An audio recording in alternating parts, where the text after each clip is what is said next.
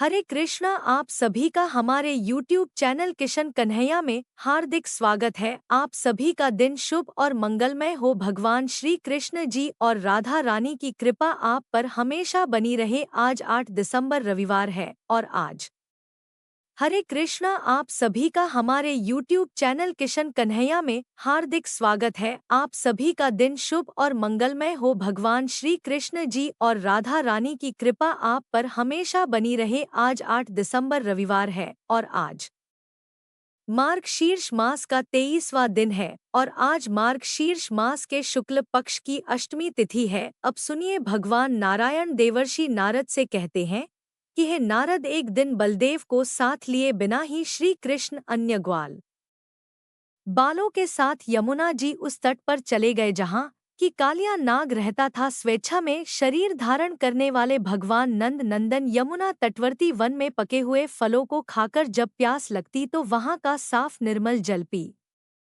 लेते थे। उन्होंने गोप बालों के साथ कुछ समय तक तो गए चराई, फिर जब उन्हें एक जगह विश्राम करने के लिए खड़ी कर दिया तब अपने साथियों के साथ खुद से खेलकूद में लग गए, जैसे कि बाकी साधारण बालक किया करते हैं। अब खेलते खेलते इनका मन तो खेलकूद में रम गया। ग्वाल बाल भी बड़ी खुशी के साथ उस खेल में भाग लेने लगे। इधर गए नई नई घास चढ़ती हुई आगे बढ़ गई। सारे बालक तो खेल में मगन थे। उधर गए आगे बढ़कर यमुना का विष मिश्रित जल पीने लगी। मुने दारुण काल की चेष्टा से वह विषाक्त जल पीकर कालकूट की ज्वाला से संतप्त होकर उन गौओं ने तुरंत ही अपने प्राणों का त्याग कर दिया। झुंड की झुंड गौओं को मरी हुई देखकर अब गोप बाल बड़े परेशान हो गए, भयभीत हो गए। उनके मुख पर दुख छा गया और उन सबने आकर मधुसूदन श्री कृष्ण से यह बात बताई। सारा रहस्य जानकर जगन्नाथ श्री कृष्ण ने उन सब गौओं को जीवित कर दिया। वे गए तुरंत ही उठकर खड़ी हो गई और इधर श्री कृष्ण का मुँह देखने लगी। श्री कृष्ण यमुना तटवर्ती जल के निकट उत्पन्न हुए कदम पर चढ़कर उस सांप के भवन में बहुत से नागों के बीच कूद पड़े। उनके जल में पड़ते ही उस कुंड का पानी 100 हाथ ऊपर उठ गया है।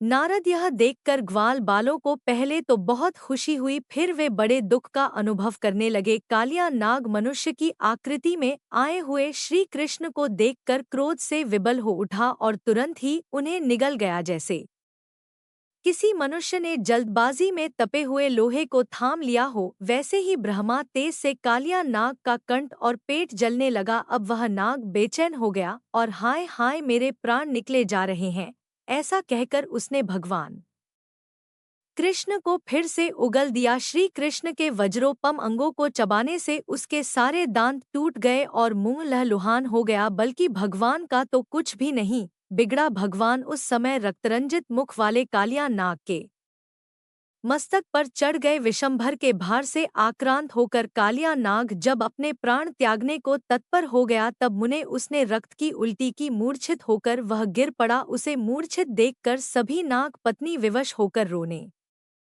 लगी। कोई कोई तो भाग गए और कोई डर के मारे अपने बिलों में घुस गए। अपने प्रीतम को मरा हुआ देखकर नाग पत्नी सुरसा दूसरी नागिन के साथ श्री कृष्ण के सामने आई और पति प्रेम से रोने लगी। उसने दोनों हाथ जोड़कर शीघ्र ही भय से श्री कृष्ण को प्रणाम किया और उनके दोनों चरण कमलों को पकड़कर व्याकुल होकर कहने लगी, हे जगदीश्वर, आप मुझे मेरे पति को वापस लौटा दीजिए। दूसरों को मान देने वाले हे प्रभु, मुझे भी मान दीजिए। स्त्रियों को पति प्राणों से भी बढ़कर प्रिय होता है। उनके लिए पति से बढ़कर दूसरा कोई बंधु नहीं है। हे नाथ, आप देवेश्वर के भी स्वामी, अनंत प्रेम के सागर, उत्तम बंधु, संपूर्ण भवनों के बांधव और श्री राधिका जी के लिए प्रेम के समुद्र हैं। इसलिए मेरे प्राणनाथ का वध मत कीजिए प्रभु, आप तो विधाता के भी विधाता हैं। इसलिए यहाँ मुझे प्रतिदान दीजिए। त्रिनेत्रधारी महादेव जी के 5 मुख हैं, ब्रह्मा जी के 4 और शेषनाग के सहस्त्र मुख हैं। कार्तिकेय जी के भी 6 मुख हैं, परंतु यह लोग भी अपने मुख समूहों द्वारा आपकी स्तुति करने में असमर्थ हो जाते हैं। साक्षात सरस्वती जी भी आपकी स्तुति करने में समर्थ नहीं है संपूर्ण वेद, अन्य देवता और संत महात्मा भी आपकी स्तुति के विषय में शक्तिहीनता का ही परिचय देते हैं। फिर कहाँ तो मैं कुबुद्धि, अज्ञानी और नारियों में अधम सर्पिण और कहा, संपूर्ण भवनों के परम आश्रय और किसी के भी नजर में न आने वाले आप परमेश्वर, जिनकी स्तुति ब्रह्मा, विष्णु और शेषनाग किया करते हैं, उन मानव वेशधारी आप निराकार परमेश्वर की स्तुति में करना चाहती हूँ। यह कैसी विड बना है, हे प्रभु मेरे पति की रक्षा कीजिए। आप धर्म और धर्मी के तथा शुभ और अशुभ के भी स्वामी हैं। सर्वेश्वर, आप सर्व स्वरूप और सबके बंधु हैं, जीवधारियों और जीवों के भी स्वामी हैं, इसलिए आप मेरे पति के रक्षा कीजिए। इस प्रकार स्तुति करके नागराज वल्लभा सुरसा भक्ति भाव से मस्तक झुकाकर श्री कृष्ण के चरण कमलों को पकड़कर बैठ गई। नाग पत्नी द्वारा किए गए इस स्तोत्र का जो सायंकाल संध्या के समय पाठ करता है, वह सभी पापों से मुक्त होकर अंत में श्री हरि के धाम में चला जाता है। उसे इस लोक में श्री हरि की भक्ति प्राप्त होती है और अंत में वह निश्चय ही श्री कृष्ण का दास सुख भी पा जाता है। वह श्री हरि का पार्षद होकर सालोक्य आदि चतुर्वेद मुक्तियोधरा जी ने पूछा। नाग पत्नी की बात सुनकर हर्ष से उत्फुल्ल नेत्रों वाले सर्वनंदन भगवान गोविंद ने फिर उससे स्वयं क्या कहा, महाभाग्य अद्भुत रहस्य भी मुझसे बताइए। तब भगवान नारायण ने कहा, मुने नाग पत्नी तो भय से व्याकुल होकर हाथ जोड़कर भगवान के चरणों में पड़ी हुई थी। उसकी बातें सुनकर फिर श्री कृष्ण ने उससे इस प्रकार कहा, नागेश्वरी उठो उठो, भय छोड़ो और वर मांगो। माता, मेरे वर के प्रभाव से अजर अमर हुए अपने पति को ग्रहण करो और यमुना का हरत छोड़कर अपने घर को चली जाओ। वत से अपने पति और परिवार के साथ अभीष्ट स्थान को पधारो। हे नागेशी, आज से तुम मेरी कन्या हुई और तुम्हारे प्राणों से भी अधिक प्रियतम यह नागराज मेरे जमाता हुए, इसमें कोई संदेह नहीं। सुबह मेरे चरण कमलों के चिन्ह से युक्त होने के कारण तुम्हारे पति को अब गरुड़ कभी कष्ट नहीं देंगे, बल्कि भक्ति भाव से स्तुति करके मेरे चरण चिन्ह को भी प्रणाम करें।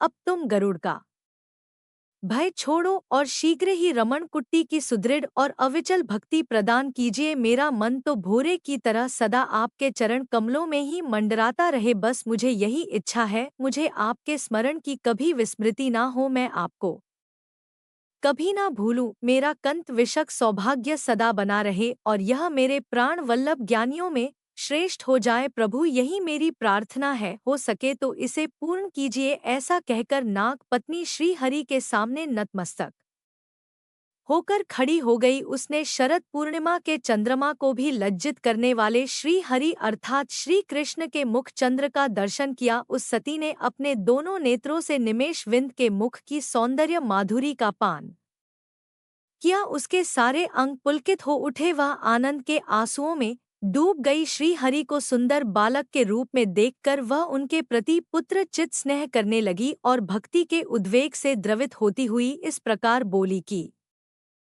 हे गोविंद, मैं रमण द्वीप में नहीं जाऊंगी। वहां जाने का मेरा कोई उद्देश्य भी नहीं है। यह सर्प वहां जाकर संसार चलाए, मुझे तो आप अपनी किंगरी बना लीजिए, अपनी दासी बना लीजिए। हे श्री कृष्ण, मेरे मन में सालोक्य आदि 4 प्रकार की मुक्ति के लिए भी कोई इच्छा नहीं, क्योंकि वह मुक्ति आपके चरण कमलों की सेवा की तो सभी कला के बराबर भी नहीं है। जो भारतवर्ष में दुर्लभ जन्म पाकर आपसे आपकी चरण सेवा के अलावा दूसरे वर्ग की इच्छा करता है, वह तो स्वयं ही ठगा गया। नाग पत्नी की यह बात सुनकर श्री कृष्ण के मुख पर मुस्कुराहट फैल गई। उनका मन प्रसन्न हो गया और उन श्रीमान माधव ने एवं अस्तु कहकर उसकी प्रार्थना स्वीकार कर ली। इसी बीच में उत्तम रत्नों के सार तत्व से बना हुआ दिव्य विमान वहां पर तत्काल ही उतर आया है। मुने, वह अपने तेज से चमक रहा था। उस पर अनेक श्रेष्ठ पार्षद बैठे हुए थे और उसे दिव्य वस्त्रों और मालाओं से सजाया गया था। देखने में बड़ा ही मनोहर था। श्याम सुंदर के श्याम कांति वाले सेवक तुरंत ही उस रथ से उतरे और श्री कृष्ण को प्रणाम करके सुरसा को साथ लेकर उत्तम गोलोक धाम को चले गए। फिर श्री हरि ने अपने तेज से छाया रूपिणी सुरसा की दृष्टि करके उसे सर्प को दे दिया। कालिया नाग इसे कुछ भी नहीं जान सका, क्योंकि वह तो वैष्णवी माया से मोहित था। सर्प के मस्तक से उतरकर करुणा निधान श्री कृष्ण ने बड़ी कृपा से शीघ्र ही कालिया के सिर पर अपना हाथ रख दिया। हाथ रखते ही उसके शरीर में चेतना वापस लौट आई और उसने श्री हरि को अपने सामने देखा और इस बात को भी ध्यान किया कि सती सुरसा दोनों हाथ जोड़े हुए खड़ी है और उसके नेत्रों से आंसू बह रहे हैं। यह देखकर उसने भी गोविंद को प्रणाम किया और तुरंत ही प्रेम से विबल होकर वह भी रोने लगा। कृपा निधान भगवान ने देखा कि नागराज रो रहा है और सुरसा भक्ति के उद्वेग से पुलकित होकर वह भी नेत्रों से आंसू बहा रही है किंतु कुछ बोल नहीं रही। तब वे दयानिधि स्वयं ही बोले, क्योंकि योग्य और अयोग्य प्राणी पर भी ईश्वर की कृपा सदा समान रूप से ही रहती है। श्री कृष्ण ने कहा, कालिया, तुम्हारे मन में जो इच्छा हो उसके अनुसार वर मांगो वत्स। अब तुम मुझे प्राणों से भी अधिक प्रिय हो। भय छोड़ो और सुख से रहो। जो मेरा अत्यंत भक्त हो और मेरे अंश से उत्पन्न हुआ हो उस पर मैं विशेष कृपा करता हूँ। उसके अभिमान को डोट मिटाने के लिए उसका किंचित दमन करके मैं पुनः उस पर कृपा करता हूँ। जो लोग तुम्हारे वंश में उत्पन्न हुए सर्पों का विनाश करेंगे उनको महान पाप लगेगा और वे दुखों के भागी होंगे, परंतु जो लोग तुम्हारे कुल में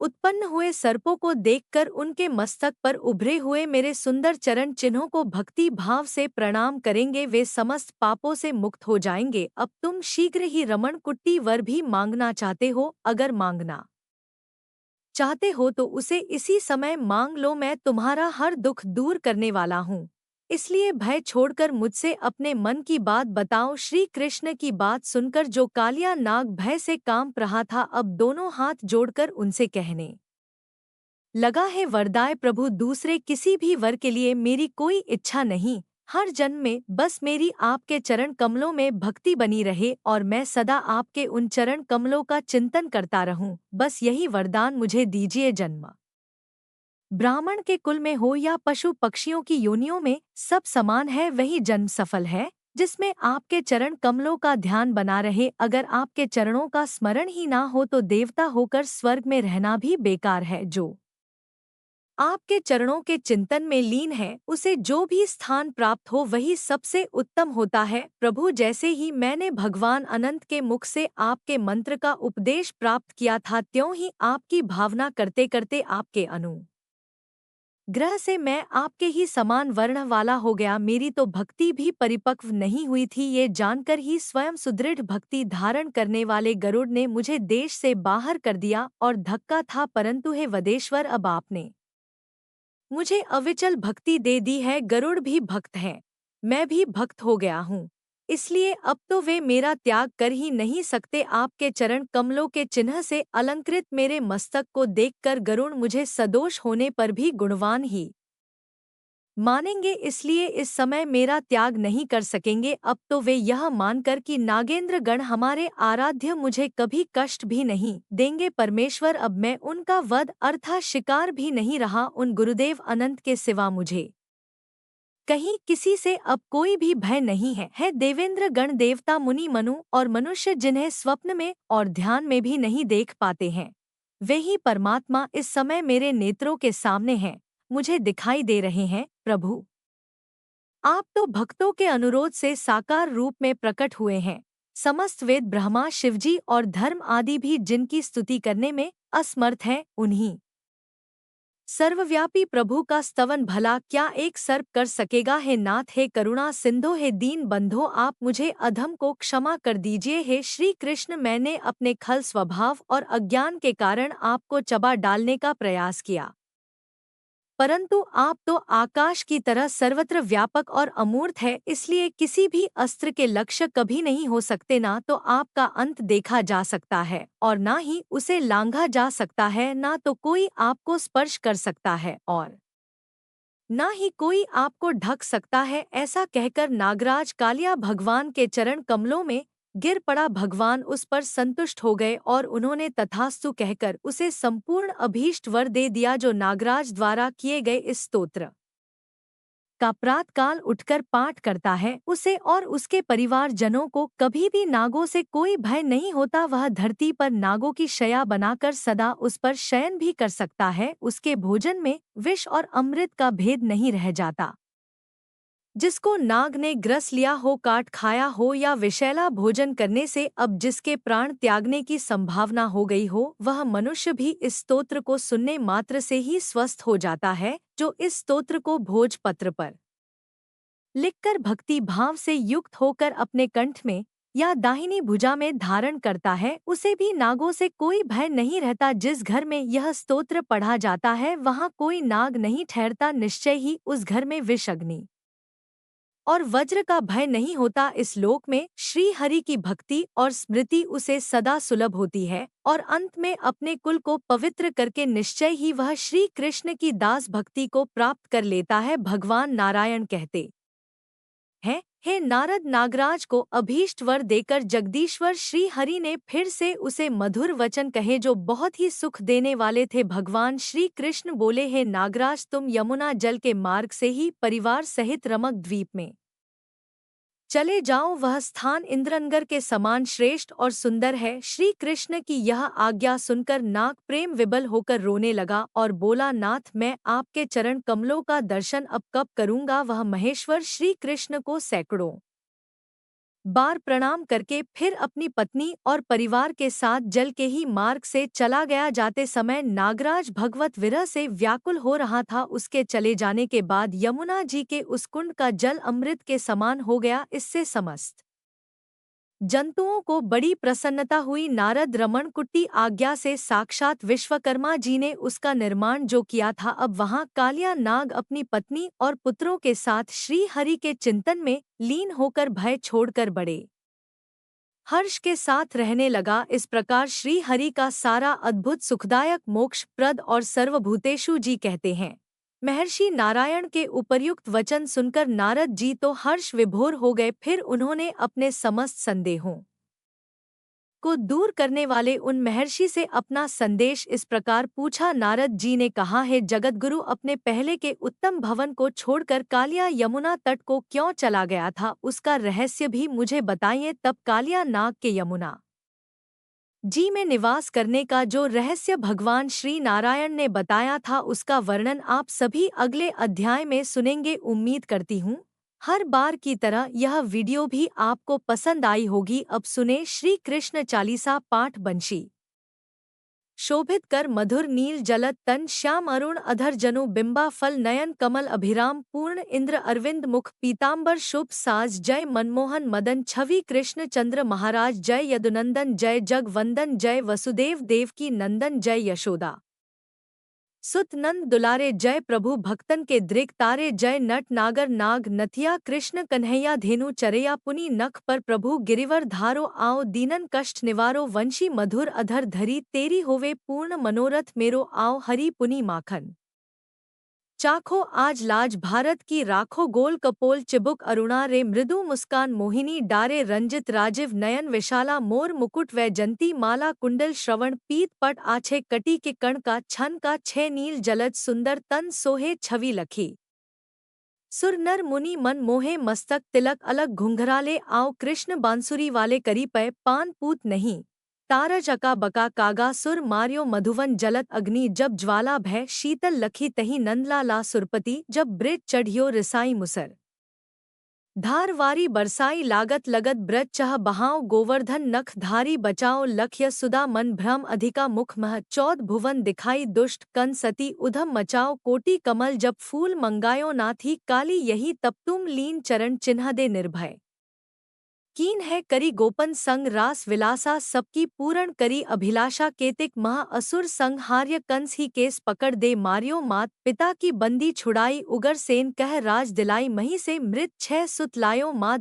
देव की शोक मिटायो भूमा सुर मुर दैत्य संग हारो लाए ट दश सहस कुमारो दे भी नहीं तृण चीर सहारा जरा सिंधु राक्षस कह मारा असुर बकासुर आदिक मारो भक्तन के तप कष्ट निवार दीन सुदामा के दुख टार तंदुल तीन मूठ मुख डारो प्रेम के साग विदुर घर मागे दुर्योधन के मेवा त्यागे लखी प्रेम की महिमा भारी ऐसे श्याम दीन हितकारी भारत के पथ रथा के लिए चक्र कर नहीं बलता के निज गीता के ज्ञान सुना नाए भक्तन हृदय सुधा वर साए मीरा थी ऐसी मत वाली विष पी गई बजाकर ताली राना भेजा साप पिटारी शालिग्राम बने बनवारी निज माया तुम विधि दिखाया उरत संशय सकल मिटायो तब शत निंदा करी तत्काला जीवन मुक्त भयो शिशुपाला जब ही द्रौपदी टेर लगाई दीनानाथ ला जब जाय तुरत ही वसन बने नंदलाला बने चीर भे अरि मोह काला अस नाथ के नाथ कन्हैया डूबत भवर बचावत नया सुंदर दास आस उर्धारी दया दृष्टि की जय बनवारी नाथ सकल मम कुमति निवारो क्षम हूँ बेगी अपराध हमारो खोलो पट अब दर्शन दीजे बोलो कृष्ण कन्हैया की जय बोलो कृष्ण कन्हैया की जय बोलो कृष्ण कन्हैया की जय ये चालीसा कृष्ण का पाठ करे उर्धारी अष्ट सिद्धि नवनिधि फल लहे पदाचारी बोलो श्री कृष्ण